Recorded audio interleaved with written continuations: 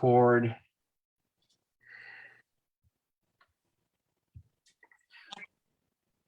Welcome everyone. Thursday night, Shredders Unite business call. We are super excited tonight for several reasons. Number one, it is our anniversary week. A year ago, 2020, we literally had started this program, and I do this every time. Oh, we all do. I get it. I don't know how to stop that. And you get the feedback. So yeah, a year ago, 2020, Sean Crystal introduced this weird concept called ERSHRED or ERSHRED. I wasn't sure what it was all about. He had explained a little bit to me. I was one of those individuals who got freaked out about the red meat. I had to be a follower and let the leaders go first to make sure that they survived it.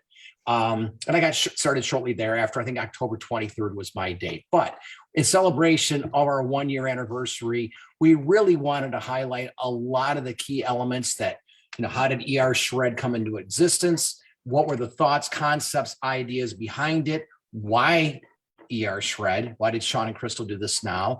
And then finally, we want to give you guys a look behind the scenes to help you with your own messaging, which will allow you potentially not only to be a better tribe member, but for you to go out there and share the concepts and the ideas. I have learned so much from the Escobars, in particular from Sean Escobar, over the past 17 years. When he said, Bob, would you join me with this idea of ERSHRED? I was like, are you kidding me? Yeah, it sounds good. Let me read some books and let me get over my issues with red meat. But I'd love to be able to work with you. And I have said this myself on this call, that this has been an opportunity for me as a rebirth. It's a second chance at this to do it right. I get the opportunity to build it with one of the people who I respect the most in this entire company. I get to do it with integrity. I can be authentic, and I can be really confident that what we create and what we build here will be legitimate and it will be well thought out. So with that said, I want to bring in my good friend, Sean Escobar, the co-founder of ERSHRED with his wife, Crystal. Welcome, Sean. Hey, thank you, Bob. It's good to be with you, and thanks for doing these calls every week. And before you say anything, I want to thank you for everything that you've done. ERSHRED wouldn't exist if it wasn't for you. I mean, we talk daily for, oh my heavens, daily. We've talked, you know, periodically for a lot of years, but then that 2 months before we launched ERSHRED, we talked every single day, and I just so value your input. I so value your experience. I value just your character, who you are. And thank you for being an ERSHRED ambassador. And thank you for really, you know, being such a tremendous person, human being, and everybody loves you. Well, thank you, Sean. And honestly, as an amazing leader, I mean, literally you're genius at this. But what's nice about it is you've given everybody an opportunity to grow and to develop. And you've given myself, you've given Jesse, you've given us a platform so that we can become more active in our craft. And it's like anything else, like doing lives. I mean, it's kind of scary in the beginning, but the more you go out and the more often you do it, it becomes second nature, and it's a lot of fun. And I know that's one of the things we'll talk about tonight. One of the major tenets of ERSHRED, you said you want to have fun. But before we go there, I first have to mention, I know our good friend Heather Sika-Leonard, our Shred educator, is always on top of this with posting the disclaimers, both on the site and on YouTube. We have it on Facebook. Please make sure you look at the disclaimers. We are not here to cure, prevent, or diagnose any diseases whatsoever. Our protocol, our system is surrounded around nutrition. It is a concept. It is a protocol. But the intent of tonight's call is to basically share with others how we pay this forward and how we share this concept going forward. There is a business model to it. With that said, there is a disclaimer on the money as well, because bottom line is that it is individualistic. It's going to be dependent upon your skill set, your knowledge of the industry, who you know, et cetera. So there are no guarantees in this business in terms of income, just as there's no guarantees in life. Pretty much you get what you put into it. And what I love about the concept of this business, we'll get into some of the details tonight, because if done properly, this industry is about as good as it gets. So Sean, we're going to get started. We've got an hour, not quite, but we have so much to cover, and I want to make this fun. For those that do not know you, you and Crystal met shortly thereafter or right before before you're the fulfillment company, before Isagenix? It was I'm trying to shortly remember. thereafter. Yeah. Yeah, Shortly it was. thereafter? Shortly thereafter, I was already in Isagenix for, I guess, two years when I married Crystal. Okay. So when you basically came to, we'll just get started for those that do not know the story. Your mom and dad literally got involved almost from the very beginning with the founder and the formulator, John Anderson. Dear friends of your mom and dad, they've known him for years. John Anderson has an amazing reputation in the industry, is like one of the foremost key formulators in the world. And a lot of people who came to our company initially came because of John's reputation and who he was. That said, your mom and dad saw the vision, they saw the concept. They had a program called the 9-day, and it was a nutritional cleanse. Bottom line is it worked, but your mom and dad pretty much built the whole company based upon their intention. They're focused on results and literally sharing the science and building awareness. You came into it almost from the very beginning because of that. Why don't you just share with us tonight, how did you come to Isagenix? And was this your first foray in network marketing? Great question. I wouldn't say that my mom and dad built, the entire company. They were the first millionaires in the company, but it takes, a lot of people to build a company. I didn't know what I was going to do. I got home from a Mormon mission. I remember my brother sent me to school and said, "You're going to college." And I didn't even last one class. I couldn't do school anymore after high school. I was done. And I just remember, going to my brother, and I handed him the books back, and he was pretty ticked off with me because he thought that I was being ungrateful. But truthfully, I just, at that time, I knew myself, I wasn't gonna make it through college. I'd been around network marketing since I was 10 years old. At the age of 10, I remember my father formulating products in our basement with little manual capsule fillers. There was powder everywhere. It was crazy. But I've been around network marketing ever since the age of 10. And but when I went on that mission, my parents weren't doing network marketing. They owned a nutrition company. When I got back from the mission, they still owned the nutrition company, but it was tanking. And that's when Isagenix came into our lives. I remember my dad just saying to me, "Sean, you got to do something. And you love people, you love health, you love fitness. This might be a fit for you." And that was pretty much my introduction to Isagenix. Perfect. So what I think is interesting is obviously you're a sharp guy, but obviously you know how to follow the lead. You knew what to do. You literally shot out of the gate and said, okay, with the intention, I think it was your idea that you wanted to retire by the time you were 30. So you were 21, 22 when you came to Isagenix? About 22 when I called. And then I think I met you like 2 years later. You were 24. And at that time you had Crystal on your arm. And I think you guys were getting married or close to getting married. The amazing thing, I guess, is coming from the industry, from the family, the awareness, knowing mom and dad, so on, you kind of understood what it was required and how to get started. So I wouldn't say that. I would say that I didn't know what to do. And I mean, I really didn't. And it was a tough spot to be in because I felt all alone because my mom and dad were so busy working with other people that did know what they were doing and demanding their time. And so I was just desperate to find my way. That's what I remember, is just trying everything. Anything I could try, I would try it. So basically, if I now am remembering the story, now it's coming back to me. Let's kick it in. So why don't we share with the people here that do not know? I mean, obviously you had to find a system, you had to follow a method. What made you successful in the very beginning? And what did you do to become successful so early on? The first time around, I got lucky. The first time around, it was just a numbers game. You share as much as you can, and sometimes you get lucky. So a friend of a friend enrolled a chiropractor on my one leg, and that chiropractor enrolled a couple more. And next thing you know, my income just took off. I didn't know what I was doing, but I was very passionate and I was doing something. So if there should be a reward for doing something, that's what happened to me. And my income took off. But the problem with that is it was such a sandy foundation that these doctors later on, they got offended by someone else in the company and they quit. And so then my income plummeted. It went from, multiple six figures, and it went all the way down to about, I think it went all the way down. I got as low as probably 15 cycles a week, which I guess isn't too bad, but it wasn't good for me when you've been up around 70 cycles. So I felt like I was starting all over again, right? Then the second go around was when I really met Peter. And Peter took me under his wing, and he did give me kind of a method of operation. But what he gave me, which was far more important, Bob, the method of operation really could be anything. It could be whatever you deem it to be, and it could be effective. A lot of different methods could be.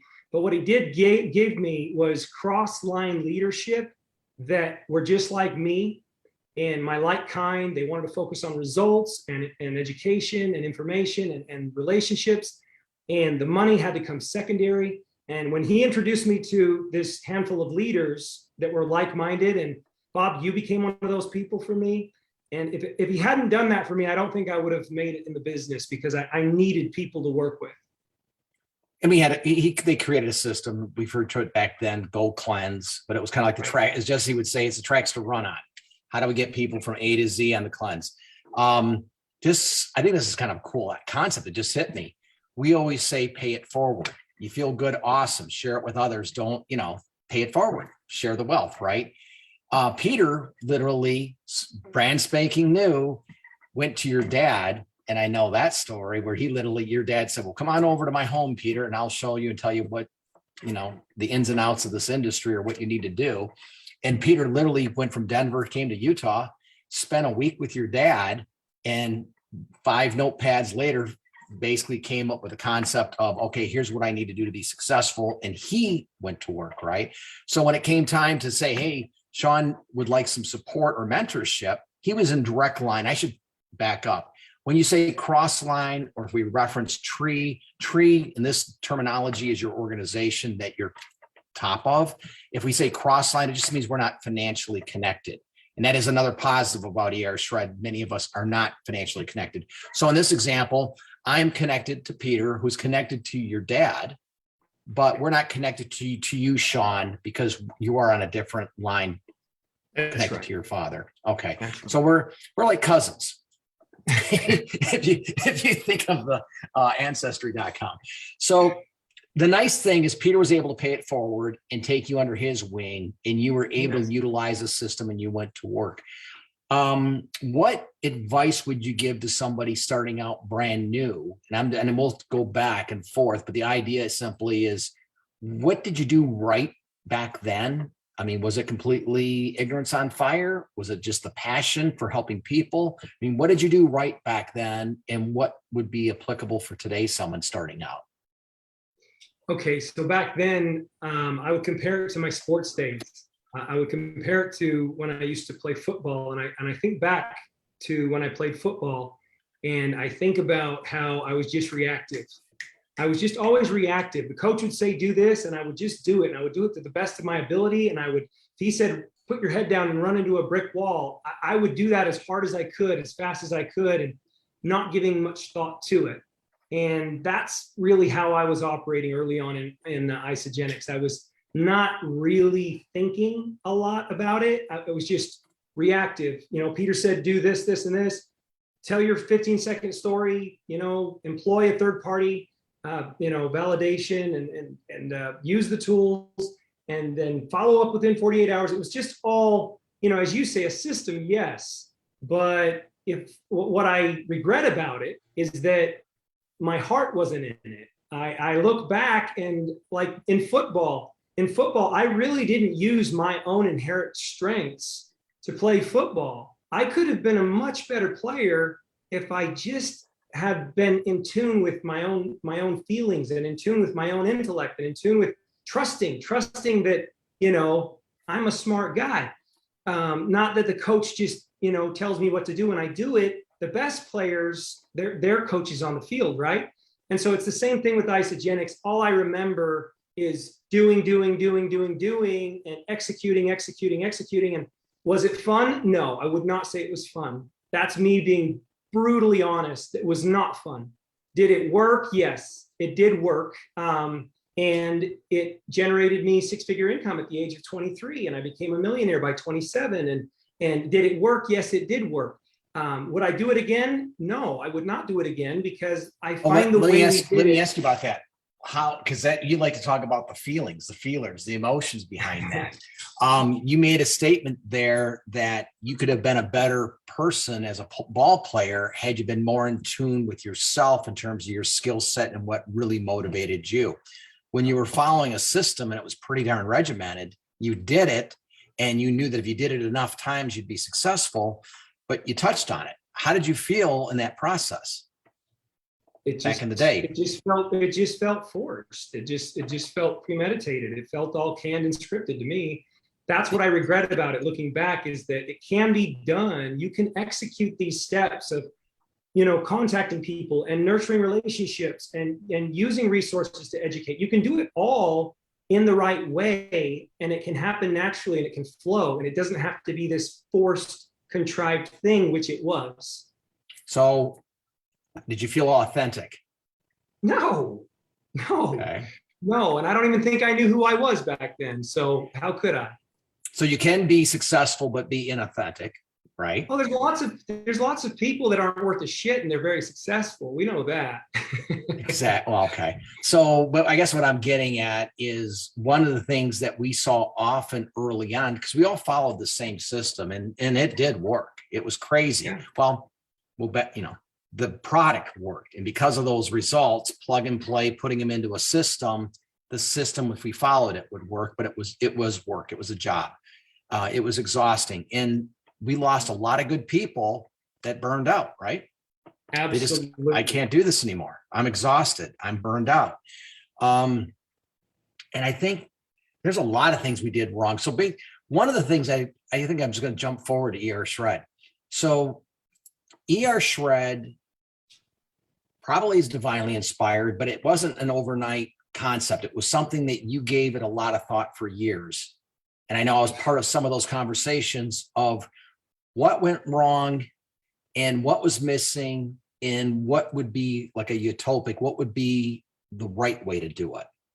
Right. So what was the concept initially when you were frustrated? We had a system, the company grew at a very, very rapid rate. We were one of the fastest growing companies in network marketing. All we had was a simple 9-day. And I think it was like 2005, 6, 2 years later, they brought in Ionic Supreme. And then I think we had the greens, but we just had a very simple system, maybe 4, 5, 6 products, but that made the company. What do you feel, what happened along the way where we kind of we lost our way? I mean, what happened in your view? Some might not say we lost our way. I would suggest that I became disenchanted, and I would tell the reason for that. One of the main reasons, see, I had a good thing going, and this is one of the reasons that ERSHRED is so special to me.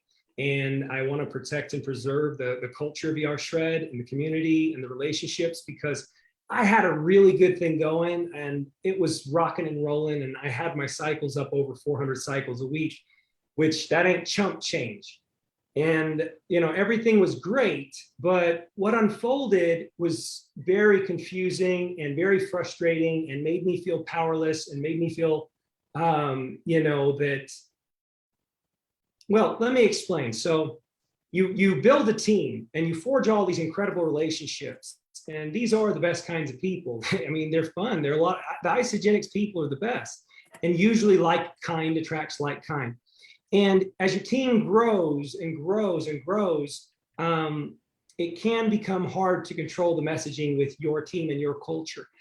Mm-hmm. When a team goes to a huge corporate event, and any of you on the call that have been to a big corporate event, you tell me if I'm wrong, but when you go to a big corporate event, the environment is so jazzed. It's so hype. It's just, there's so much energy. The music is so loud. There's so many people.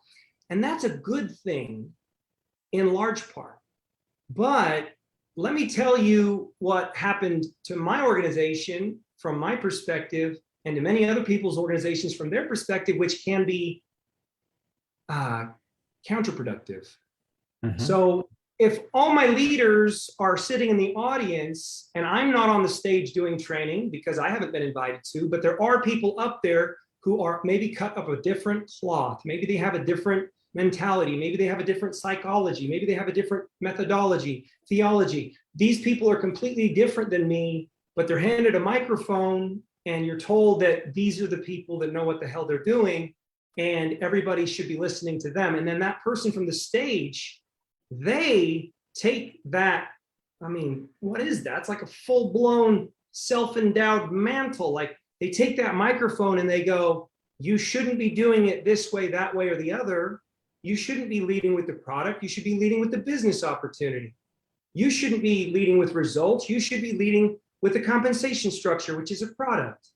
And you shouldn't be leading with that pack. You should be leading with this pack, the biggest pack, with the biggest bonuses. And next thing you know, you build a culture, and this was what happened to me. And I'm not saying that people shouldn't do it that way. They can do it that way if they want to.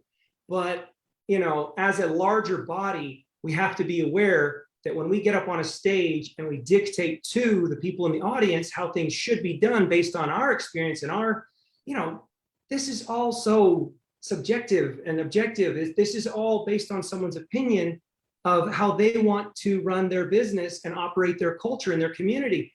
And I'm telling you, man, it just ripped my team to pieces. At every subsequent event we would go to, I'm not kidding you, like it would just confuse everybody. And then it was, we're not leading with the nutritional cleansing, we're going to lead with something else. Then we're going to lead with something else. Then we're going to lead with something else. And then this, and then this, and then this. And I'm telling you, it's like a full-blown head spin, and you can't maintain any control over that because you're not on that stage. You don't have that microphone. You don't have that power. That's the toughest part for me, and where my culture that I spent so many years building that culture, Bob, and it was very special to me.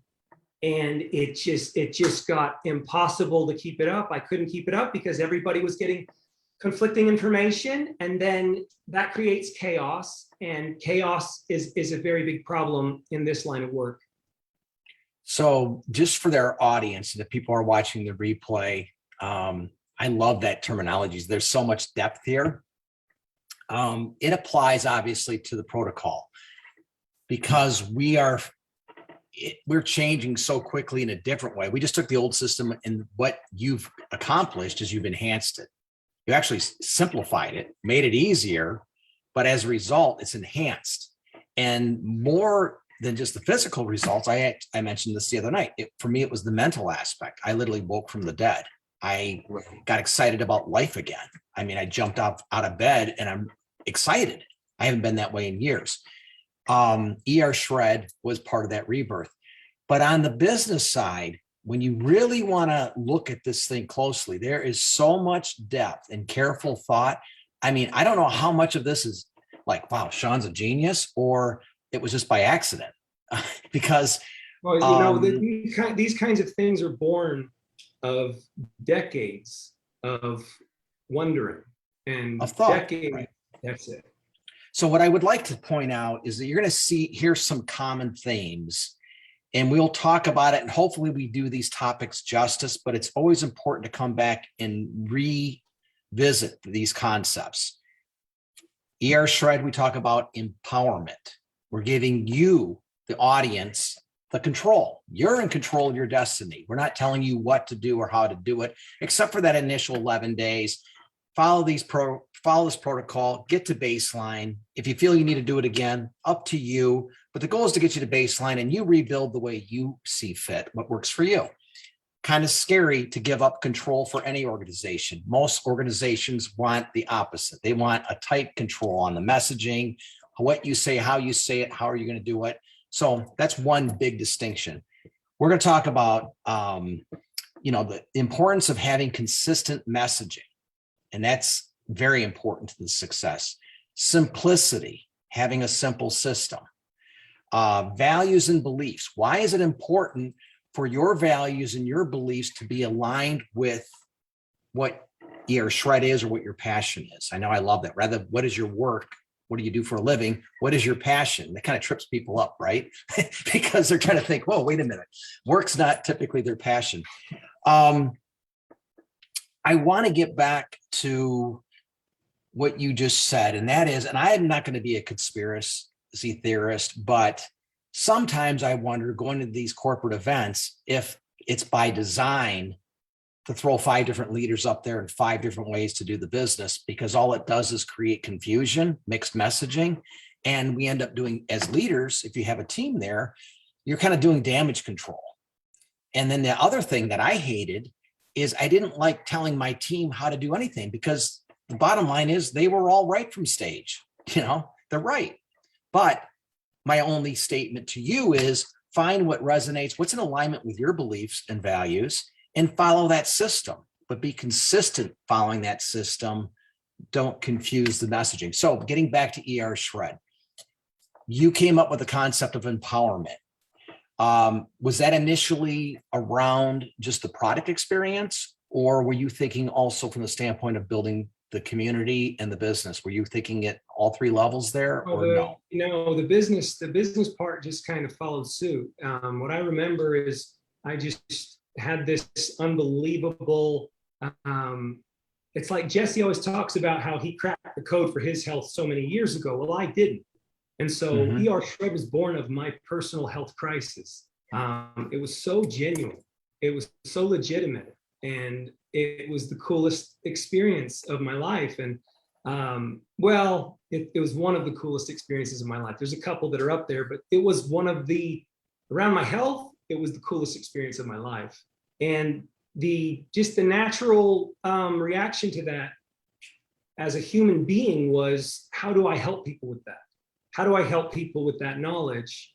And the business part, I think it was you, Bob, and it was Crystal who really convinced me that, because I was jaded on network marketing. If I'm being honest, like I was so jaded on it for so many different reasons. And I can just say that because there's no reason I can't say that. It's unfortunate, a lot of what goes on. And I really want to do it in a genuine way. I want to do it in a way where people actually can feel my intent. And my intent is not just to make money off them. And my intent is not to earn a double bonus. My intent is not to win a trip. And my intent is not to make a name for myself. My intent is sincere and it's genuine. And I want to help you. And you know what? If you have a good experience, then you know what? You might reorder the product and you might continue the lifestyle. And that for me is the kind of feedback that I'm after. And in the event that you do reorder and the event that you get excited, and it's happened so many times before. We had a gal on the call last night. I think her name was, what was it, Bob? Lisa Bruner. Lisa Bruner, and there was Gail Walker too. Lisa was 8 people and Gail was 5. And they're going, this is working. This is working. We're helping people.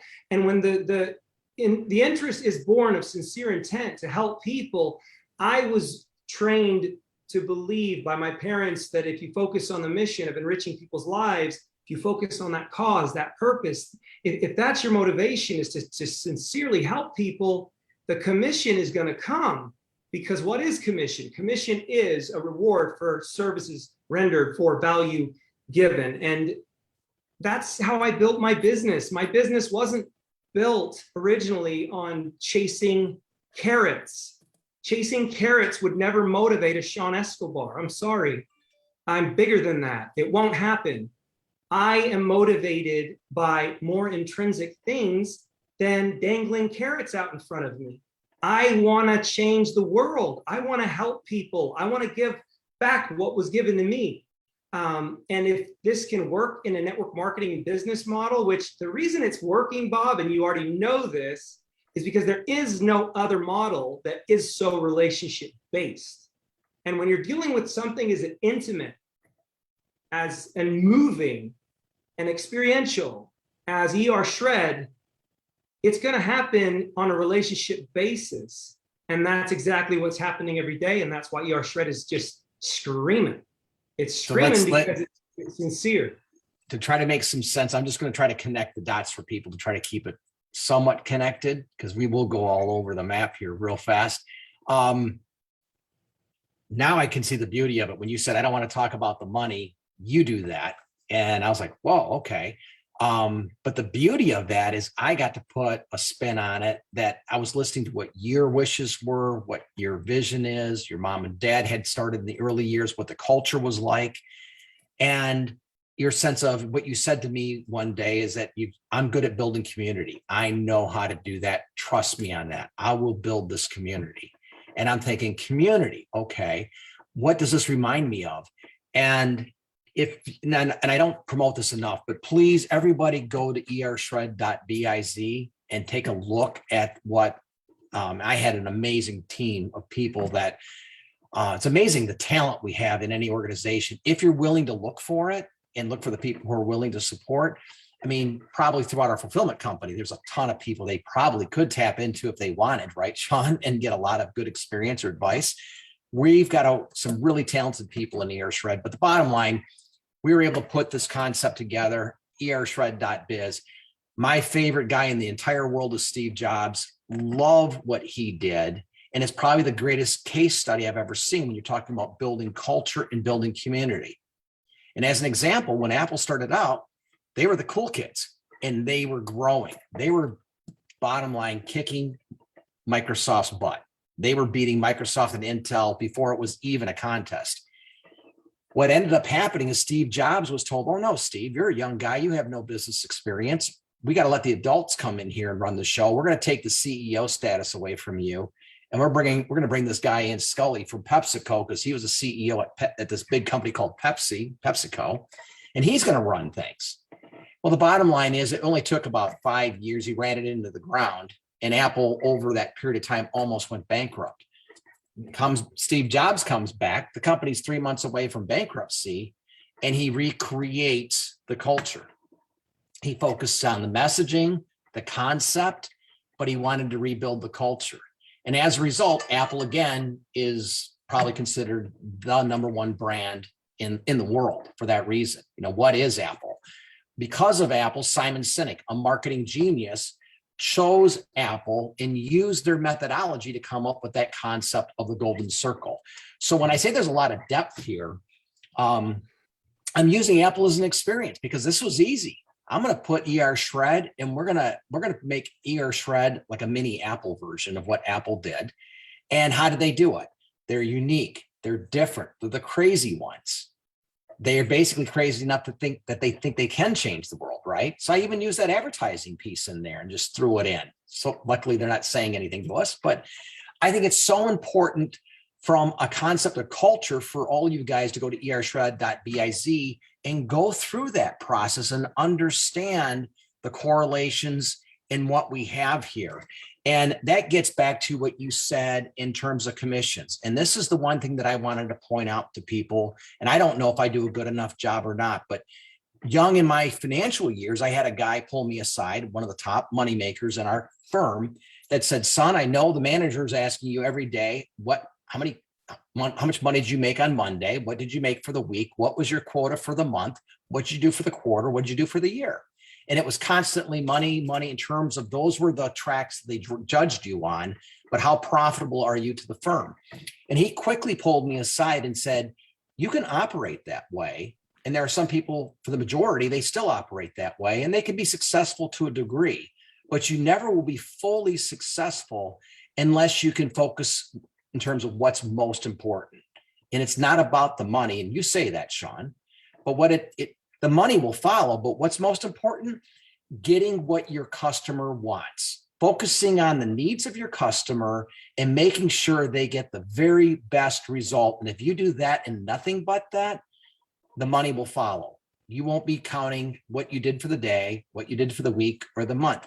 And I thought, wow, okay, I'm going to listen to him because I like this guy. He was my first mentor in the financial industry. And I followed that. And the only thing which is such a gift, is thank God someone thought enough of me to pull me aside at 25 to say, hey, look over here, because I know they're going to pull you in this direction, But if you do that with, you're inauthentic, you're looking at the money, people will sense that. They will, as Crystal would say, they would feel that vibration from you, that you're in it for the money. Right. They're going to avoid you like the plague, right? So that was my gift in the financial industry. What you just said is that getting back to results is that it all is dependent upon results of the product experience. And you could say, you mentioned the business model is a product, I guess, which it is. But if people were to represent and say, here's our product. Yeah, I don't think the business model is a product. I mean, if it's a product, then why can't you market it on the front end without a product? Answer me that. Because it's illegal. Business is a product, why do you have to attach a product to it to make it legal? Exactly. Everything has to pivot. As Lenny said early on in ERSHRED, he said, the business is born of results.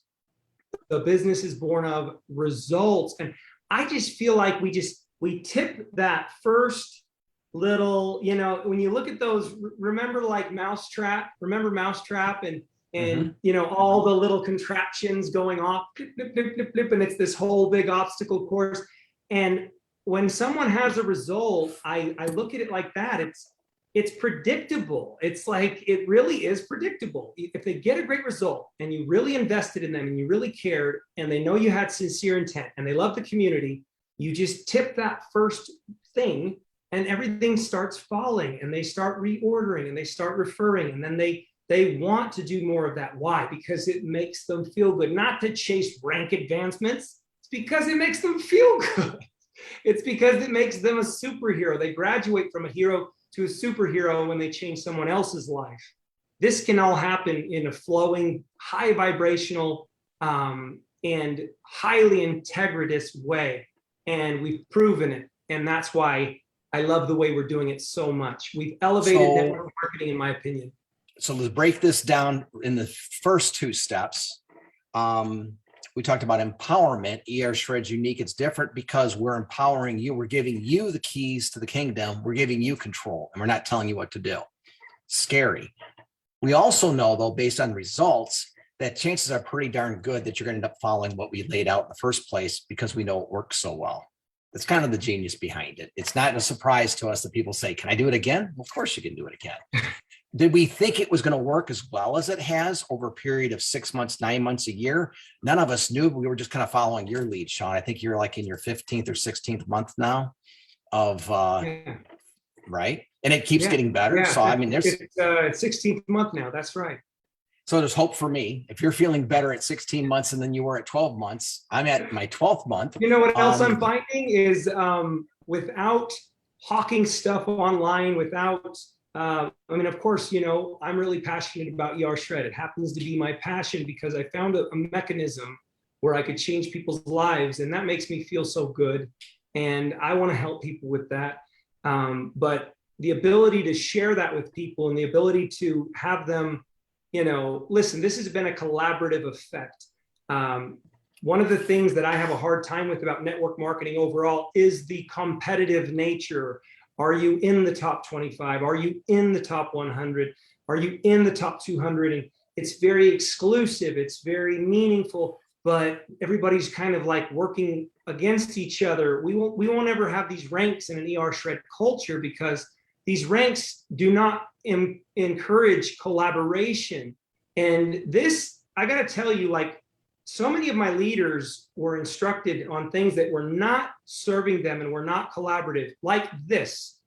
Oh, your support line leader wants to do meetings for you and do calls for you and help you build your business. That's because they want to suppress you and keep you down, and they don't want you to grow and elevate and become like them because they are threatened by you. You need to go off on your own, and you need to become the leader and do not edify that person above you anymore. And you know what? Is that, I just can't even comprehend that. Like, is that a collaborative mentality? But what does it ultimately do? Even within our own teams, it's creating divisions. Everybody stops working together. And that's where the bonfire concept was born, Bob. The bonfire concept was not born of Sean having a great big massive fire and saying, hey, everybody, I got the big fire over here. Come on over to my fire, get warm. No, the bonfire concept was a guy who was a multi-millionaire and cycling a lot saying, this is not fulfilling for me. This isn't what I would want to do if I had a choice. I don't want to just like be semi-retired and just collect a check. I want to be involved. I want to help people. I want to make a difference, but I got to feel good about it. And one of the things that makes me feel good about it is when me and my like kind come together. That is magic. When me and Bob are together, when me and Susan are together, when me and Heather are together, when me and Jesse are together, when you vibe with your own like kind, so much more can happen. And this thing has been so collaborative. I would be a total jackass and an egomaniac to sit here and pretend, did I come up with ERSHRED? I did. Did I come up with the name ERSHRED? I did. Did I go get the business license ERSHRED? I did. Did I go get the trademark? I did. But if you think that that means that ERSHRED was all me, you couldn't be further from, I mean, you're wrong, because everybody has chipped in, and I can't even name them all. Everybody has contributed, and a lot of them have contributed a hell of a lot. And I am so grateful, and I hope you're proud of what we've created, which is a collaborative. Now, what's cool about a collaborative? We all just get warm, man. It's a party. It's the coolest thing ever. I've never seen anything like it before in my entire network marketing career. I've never seen anything like it before. We just all vibe. It's crazy. It's mind blowing. Well, think about it. They talk about, that in order to control people, they want you to be divisive. So they want to get the parties fighting, and then you're not paying attention to what's going on. Our world seems to be run on that theme more often than not.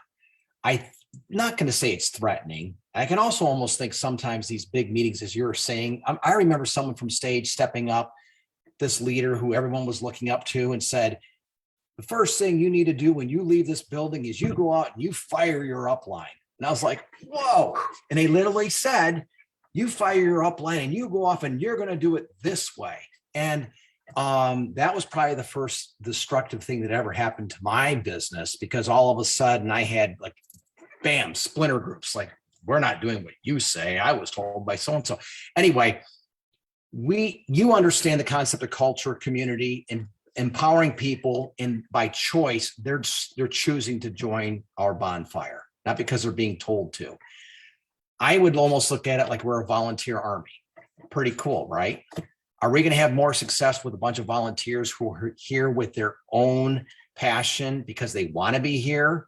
Or would we be more successful if we had a bunch of lemmings who we were saying, you're going to do this, this, and this. And if you do these things, I'll let you be in my team. And maybe I'll give you some recognition. So here's what comes to mind when you say that. If that's the case, if what you just said is true, that's what you would ultimately want, let me rephrase it.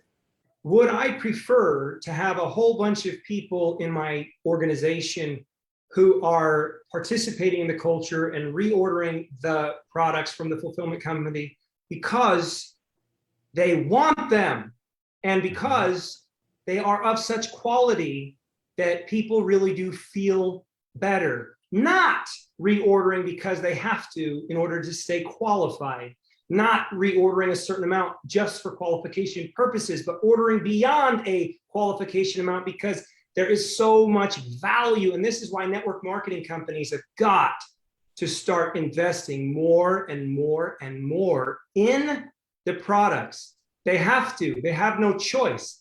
Because if the result isn't there, guess what happens? People might order to keep their commission coming in. They might order for a year. They might order for 3 years, 5 years. They keep ordering. But it doesn't matter, because they're dead weight if they're not on fire with passion. They're just not going to do anything for you. And so the thought of thousands of people reordering because they're compelled to, because they have to get their money, that to me, like, that's not what I'm about. I want to envision thousands, if not millions of people reordering because they're that bought in and they love it that much and it works that well. That's my dream. Well, and I think that's the, okay, we're at the 1 year anniversary. Proof, as Jesse said, proof of concept. We nailed it. We've seen it happen. Interestingly, we tell you, this is how to follow the first 11 days. This is what it is. Jesse's great about celebrating you no matter where you're at in your journey. And even if you fail, hey, that's great. You learn from failure, get back up and do it again. We're going to be here for you. We don't judge. The neat thing about this is that as a result of that communication, people are here because they want to be, and they choose to do a 2-day cleanse, as an example, because they want to. And that's a totally different story from being told you must do the race to maintenance, or you're doing, and I'm hacking on somebody you guys know intentionally, but it's out of compliance. That's scarcity thinking. When you say you have to, because you might get someone to follow you for a little bit, but after a while, that teenager in you is going to pop up and you're going to say, screw you. I'm not going to do it that way anymore. I'm going to do it my own way. We want to be inviting, and we want to buy, we want mind share. We want heart share. We want you to buy in because it's in alignment with your belief system. Sean, I want to ask you a quick question. So you mentioned about 10 people doing 10 different things, and you go to these big meetings and you're thinking, okay, now all of a sudden they're doing 10 different things. What happens? You lose momentum, right? I assume on your team. What ultimately happens, I mean, you just think of the fire concept. As long as you don't have an ego, like I don't have that ego to where I always have to be giving the presentation, or I always have to be visible, or it's not in me. I know a lot of people that are that way. I know a lot of people that they just crave the attention and they can never get enough. And it's just all ego, ego, ego, ego, ego. A lot of network marketers are wired that way too. It's how they get to the top. Their insecurities drive them to the top. But that's not wellness. And so I would suggest that we can all get along. I would suggest that we don't have to compete with one another. And, if someone has a completely different methodology than ERSHRED, a way of doing it, I respect that and I honor that. But I hope they honor also that we have a way and that ours is working. And what better way to do this than to have options for people, new business owners, as they get involved and they want to, do this. And the ones that are attracted to our tribe, welcome. And does it matter whose team you're in? Not a damn bit. No, because you're an ER shredder. That's what I've never seen before. I've actually seen some of the top income earners in our fulfillment company, Isagenix, who say, if you're not in our team, you're not welcome at our presentations. And they've sent people away. That's not what my parents dreamed of, but my parents couldn't control it. And the reason they couldn't control is because a lot of ego gets involved. And when you have that ego get involved and the person has to be the hero and they always have to have their name spoken and always have to have them with the mic and them getting all the accolades and all the stage time, it's so unfortunate. It's just such a sad thing. ER shredders are different because we're not competitive one with another. And when we all go celebrate one individual like Lenny Evans understands that he's going to go do that in turn for other people, and that he's not the only one that's going to have that happen for him. And if he is wired that way, where he just can't even live without attention, people will sniff it out, and he's not going to belong to ERSHRED. The culture, it won't work long term. In order for this culture to work and be a continued collaborative moving forward, ego has to go out the door. And that's why I love all of you so much. I love all of you that are here because you understand that this is such a collective. It works. It's a gift we can give people. If it can pull me out of a full-blown health crisis and save me in that way, then you're damn right it's going to help people that are not in a full-blown health crisis. It's going to help them. If it worked for me when I was destitute, it's going to work probably for the majority of people. That just doesn't mean that they're ER shredders, though. Do you understand? Like, there's going to be a lot of people that do the protocol and they're not ER shredders. ER shredders, if you want to know what that is, go read our code of ethics. Go read our core values. They're hosted in the groups and they're hosted on the sites because it's important to us. We are all, oh man, like, goddamn. You turn 40, Bob. You know what happens? You have this moment. You have this moment where you have this moment, Bob, where you're like, wait a minute, am I who I wanted to be? You go to your 20-year, high school reunion. Wait a minute, am I enjoying what I'm doing? Am I proud of what I am? Is this what I would have chosen when I was a child? And if none of that is true, hopefully you wake the F up and do something about it. And I hit rock bottom and woke the F up. And what did I do about it? This is it. Like this is it. And fortunately, I mean, I know I love you all so much. And I want you to know that I know it feels good to be understood. It feels good to be appreciated. It feels good to know that you feel my heart and that you know that I have good intent. And that feels really, really damn good. And I feel the same way about all of you. ERSHREDers, I mean, you're my family now. I can't say it. I can't convey it enough. You guys are my family now. And I hope you feel that coming from us. And I hope we all can maintain that. If we do, all ships rise. As the tide goes up, all ships rise. If we can all stay in alignment and we can all have the best of intentions, and if we can all focus on what's really important, which is making a difference. And the money,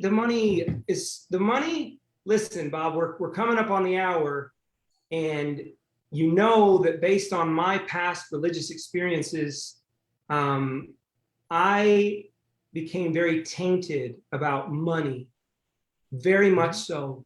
And I would be the first to admit that. I am very tainted when it comes to money. I am very sensitive when it comes to how money is earned and in what way and with what business practices and what tactics and what marketing. Most of what I see on the internet, most of what I hear is freaking disgusting and foul. And I will say that. And yet I believe we know the way. For us anyway, I believe we've cracked the code. And well, one of the things I want to mention why I think you cracked the code, and yes, it is a collaborative. It's kind of crazy when you think about it.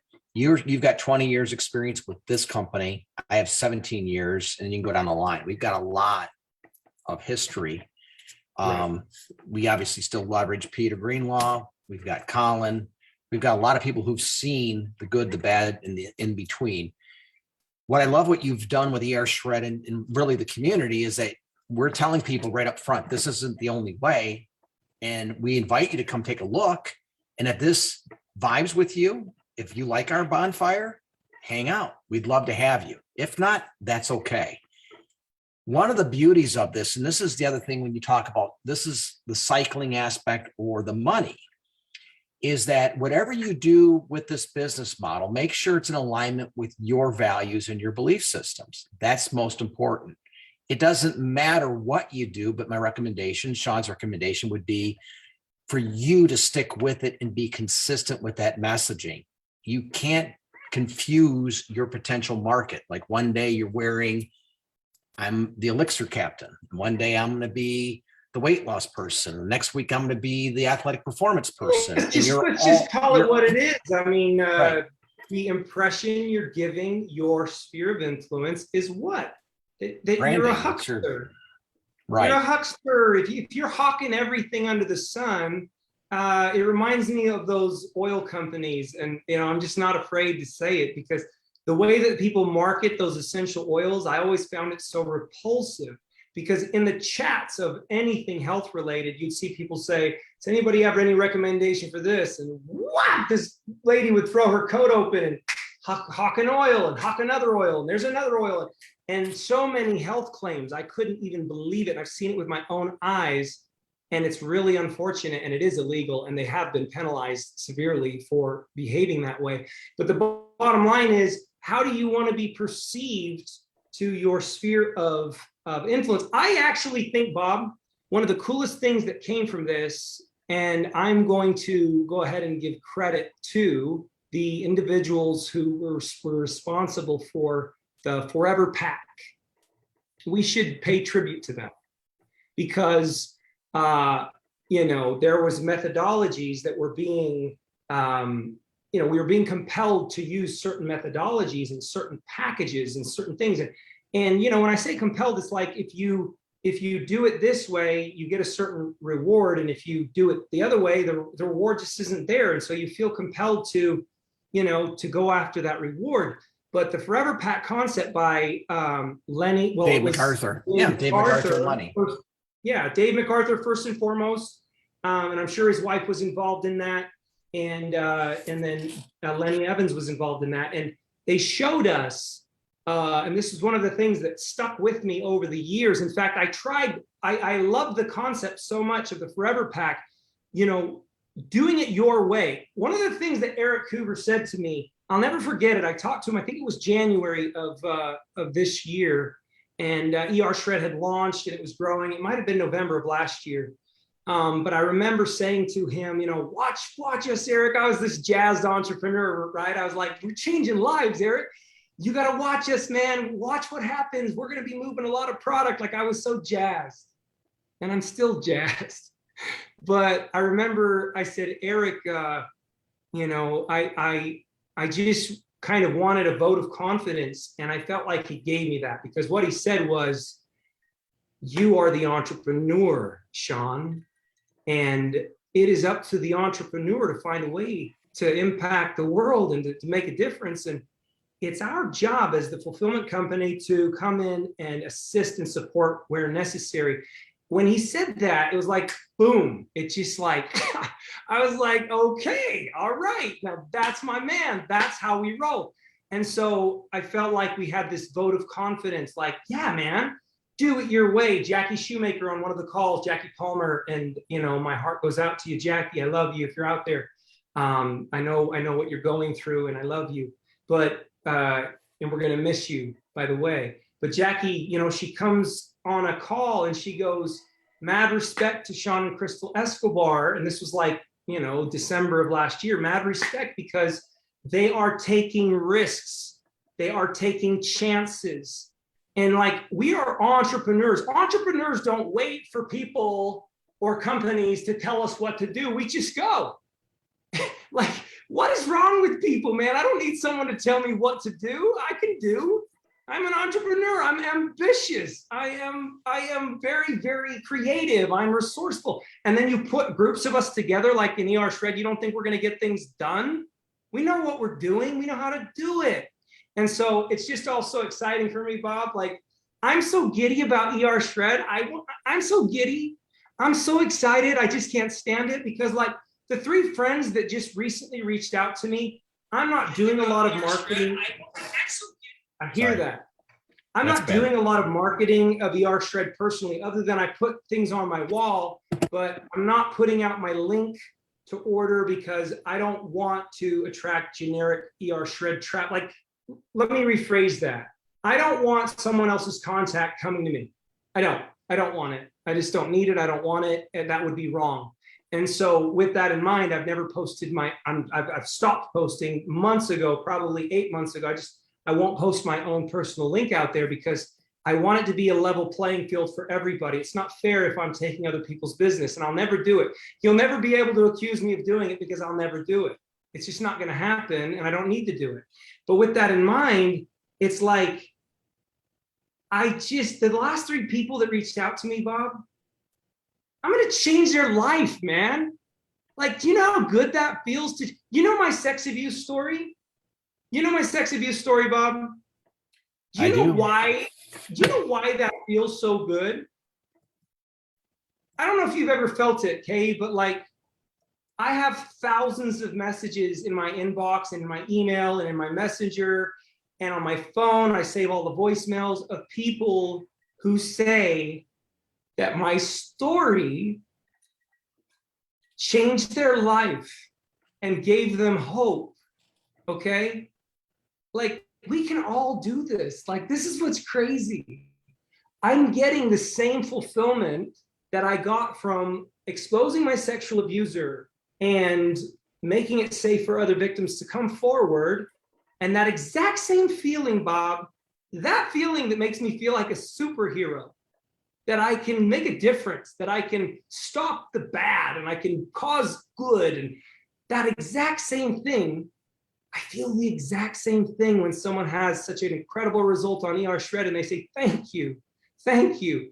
And the cool thing is, guys, I'm not going to take credit for that. That's absurd. I'm not going to take credit when your customers have that kind of a result, because it's not right for me to take credit, because this is a collaborative and so many people have contributed, but they're going to feel the same way about you. And when you feel it, you're hooked. Ha! Bob, when they feel it, it's game over, man. Forget money, because guess what? People will climb what? People will climb a hill for recognition. No. People will climb a hill for money. They'll climb a hill for money, but they'll climb a mountain for recognition. And how can I prove that? Because there's people that go climb mountains for a medal, that they can post a picture of a medal saying they did something. It's not about the money. They pay to do it. They make someone else rich to go climb a mountain so that they can have a medal. That's called recognition. They're paying to do it for recognition. You got to think about this. But my God, people will climb a mountain for recognition. And how do you feel when you change someone's life? You think you feel a little bit recognized when someone reaches out to you and say, yo, thank you, man. And I want to give a shout out to my friend Mac in Florida. Mac, man, I've never given you credit, mainly because you're not the kind of person who would want credit. But you changed my life, man. Thank you, man. Thank you for what you did for me when I asked you what I could do for my health. Thank you for that. Thank you for giving me a lifeline. Thank you for giving me that. And I owe that to you. And I know you'd never take it. And I know you don't want your name out there, but thank you so much. And for those that don't know, that's how Sean, people are going to feel about you guys. For Sean, for people who don't know who Mac is the person who you went to and led you to doing the elimination protocol that you did with red meat. I mean, that was the start of it. And the reason that it starts with an E, which everybody said, elimination? Are you crazy? You can't market elimination. You're freaking nuts. You can't market meat. And elimination it is. Because why? Guess what's going to be trending in the next few years? You want to get involved in the right business? You want to get involved in the business that actually makes a difference and changes people's lives? You might want to be involved in the business of getting people off all the shit that's killing them. And that's what we're doing. And we're bringing people full circle, baby. And it's fun. You know, it's amazing. I know we got a couple more minutes here. We'll be at the top of the hour. I've got more topics now for future calls, which is great. Just a couple of things. We love each and every one of our tribe in ERSHRED. We're grateful, beyond grateful, if you love it as much as we do and you feel called to share it with others. And we do know that the bigger the bonfire becomes, the more energy we have and the more fun it becomes. So if we're having this much fun and we're pushing 24,000, we're at 23,500 people. Imagine what it's going to feel like when there's 50,000 people in our group. And that's not much. That's just everybody on this team sharing with one or two people and inviting them to experience ERSHRED. And what do you think? Trust us on the messaging. And trust us on the fact that we really put a lot of heart and thought into this, and that it's so important that we're consistent with our messaging and we're very specific to it. If you don't agree with it, it's okay. It's just, just go ahead and find your tribe, and you're more than welcome. It could be anything else.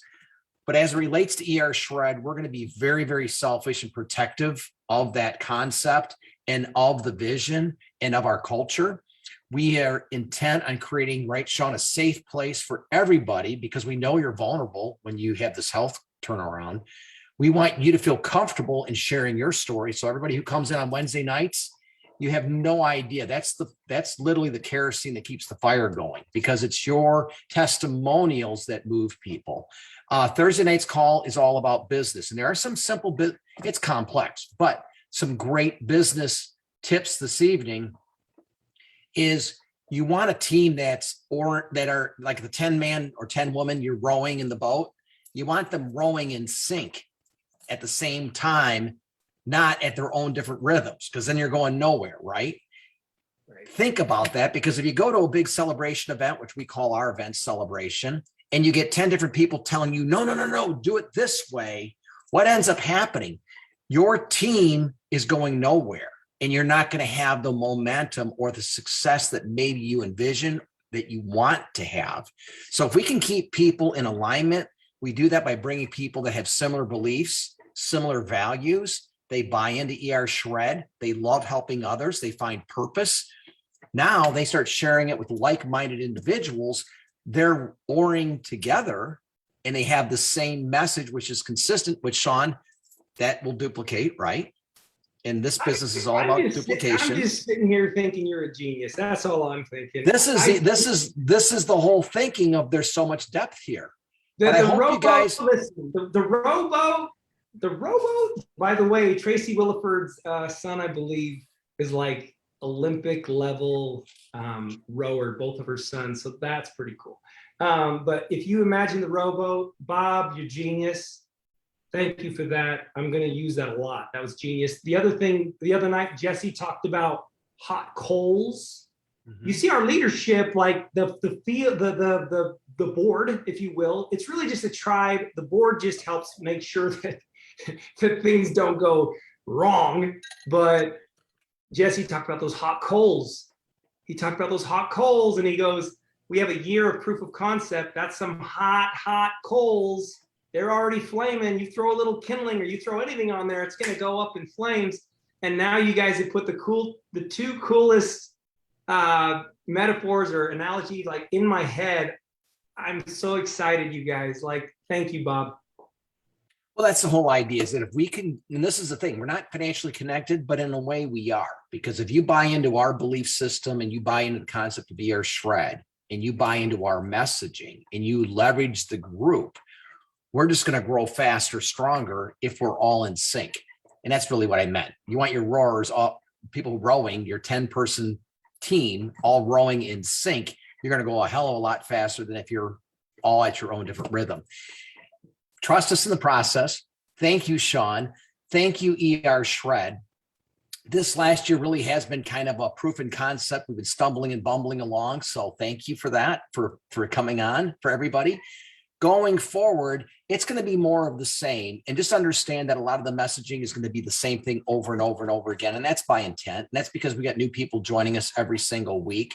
And at the end of the day, it's as simple as follow Jesse, follow Sean, follow the protocol, do the best you can, get the best result. That is your story. It's your story that will connect or be relatable to others. Leverage that. As my wife pointed out to me, don't go after women who are trying to lose the baby fat, because they're not going to relate to you. Sean said, go out and get yourself in the best damn shape you can, Sean. I'm on my way. Thankfully, I'm finding it.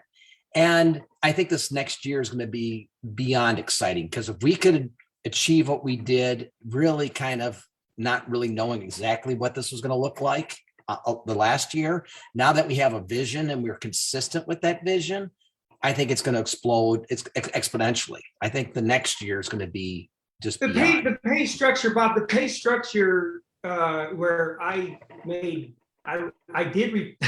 literally did retire from like 30 to 40. I was pretty much semi-retired. I did a couple calls every day. I'm not kidding. Like, it was a good life. But the same pay structure is in place, and the trippy thing is the volume of ERSHRED is like more than double what that original system was. The result of ERSHRED versus, I'm just going to say based on my personal experience with my customers and my organization, the prior 19 years, the result is 10x. Like, I say that because it really is that much better. I'm being very literal. Like, it really is that much better because it teaches you how to feel, and it teaches you what to eat, and it teaches you what not to eat. And I can't impress upon anybody the importance of that more so, because what we thought would work, which was, let me just put it this way, you can't outwork a bad diet, and you certainly can't out supplement a bad diet. And so you better figure out how to have a better diet. And we figured out that catalyst, and this thing makes that easy. And you match it with it is a fantastic business model. I told Yes. that to Peter. If done properly, this is as good as it gets. There's no glass ceilings. We have a level playing field. Everybody has the same opportunity. And if you really want to get jacked up, Lenny, and not sleep tonight, we're almost approaching 24,000 people in ERSHRED. I know the numbers. If you have 24,000 people that are in your organization that are ERSHREDers and they're being consistently buying the product, you've more than maxed out your position, which is you're making somewhere between 750,000 and 1.2 million based on bonuses. Every one of us in this organization has the opportunity to have ERSHRED as it stands today to be your team. That's how big this is. I mean, think about how big the problem is facing our country. I mean, we got 24,000, 23,000. We haven't even scratched the surface. As Peter used to like to say, we're not even in Chicago yet. And if I just go with that belief and say, wow, I look at ERSHRED as a community, and it's an example of what is possible, because there could be a Bob Sivrite ERSHRED team that's part of this bigger bonfire, but they're out there. And that's up to you. And that's if you want to communicate it, if you want to share your story, if you want to connect with others, share vision cast, share the dream. Here's what I'm all about. And find those people that are in alignment with your beliefs, and the rest is magic. Plug them into the group. And yeah, I think we figured this thing out. I don't know. We're always looking to tweak and improve upon it. But Sean, whatever happened, divinely inspired, it's health fate. benefits beyond good. It is fate. But then matching it with possible. If you did this back then from 22 to 30, when you made you became a millionaire and you retired on the old system, you didn't have the internet, you didn't have Zoom, you didn't have anything from a marketing aspect other than we handed out CDs. I think that was the high tech thing back then. What can you do today with all the technology, the assets that we have at our fingertips? We can literally, you can run a global business from your desk. And thank you for that. And that's true. And we're so fortunate. We're so unbelievably fortunate. But I like what Susan always says. Susan Rothman, the head of our health professional board, she always says, I would do this for free. And now we'll say, I would do this for free in a unicorn onesie. Well, I mean, that used to be the passion test. I don't know who to give credit to, but what you said is important. When you can find something that you would do for free, that means you found your passion. That's all. That's beautiful. That's a beautiful thing. That's what we're all chasing. So if this is your passion, welcome. And the tracks to run on are pretty darn easy. And thank you, Sean. The next year, so our second anniversary call, it'll be something beyond, because I can't imagine what's going to happen in the next 12 months. But thank you from the bottom of my heart to you and Crystal. Yeah, thank you, Bob. Hey, Bob, I wanted to apologize to you the other night when I asked you, I jokingly had suggested that you had done a Zoom with your pants off. You'd lost a bet, and that you'd done a Zoom with your pants off. And that was totally unprofessional of me. And I wanted to apologize to you. I have pants on tonight, thank goodness. But, if there's any night that I could have pulled this off, I'm here by myself and my two dogs. So maybe I could flash my neighbors. But other than that, no. I think it's kind of fun. You gotta have. We should. One of these days, you got to make it fun. And Bob, you know what's in store for 2022.